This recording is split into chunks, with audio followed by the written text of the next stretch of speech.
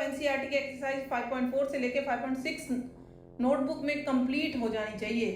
मैं कल चेक करूंगी। दूसरा, कल प्रोजेक्ट फाइल की सबमिशन का आखिरी दिन है। जिसने नहीं सबमिट करी वो याद से कर लेना, वरना 0 दूंगी, 0।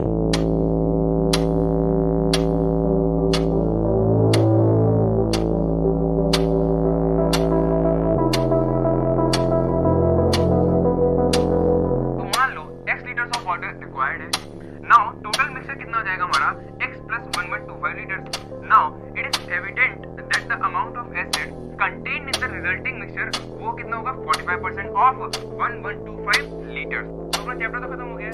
तो कल की क्लास में आते ही हम होमवर्क डिस्कस कर लेंगे। एक्सरसाइज 1 और 2 पूरे करके आना, और जो तुम्हारी आएगी तो टीपीपी है वो कर लेना बस।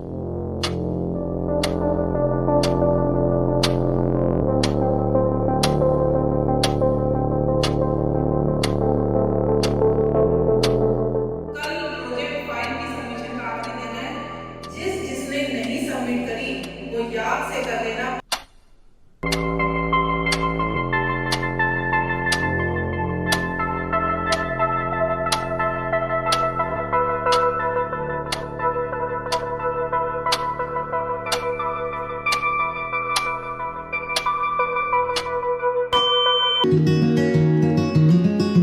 मुझे एक कमेंट मिला।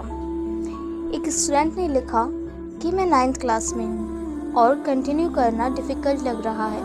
स्टडीज़ का प्रेशर रियल है, और सच कहूँ मुझे पर्सनली लगता है कि हम सभी ने कभी ना कभी ये फील ज़रूर किया है। जब हम 8th में होते हैं तो कहते हैं बेटा अब तुम बड़े हो गए हो, ध्यान से पढ़ो। 9th में आते हैं, ये 10th का बेस है, 10th में बोर्ड है, अच्छे से कर लो, फिर मज़े ही मज़े हैं। 11th में ये तुम्हारा फ्यूचर शेप करेगी। 12th में बस ये साल निकाल लो, फिर लाइफ सेट है। फिर कहते हैं अच्छी जॉब ले लो, फिर प्रमोशन ले लो, फिर थोड़ा काम कर लो, फिर मतलब क्या। पता चलता है कि हम जिंदगी जीने की तैयारी ही करते रह गए। जीना शुरू कब किया? देखो, मैं ये नहीं कह रही हूँ कि पढ़ाई मत करो, बिल्कुल करो, पर सिर्फ मार्क्स के पीछे भागते भागते अपनी स्किल्स मत भूल जाओ। Communication, problem solving, technology, creativity, leadership, आज के टाइम में सिर्फ किताबी ज्ञान तो काफ़ी नहीं है। As you all know, unemployed youth को कॉकरोच कह दिया जाता है।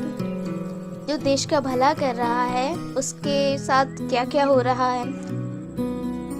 बट आज का टॉपिक ये नहीं है।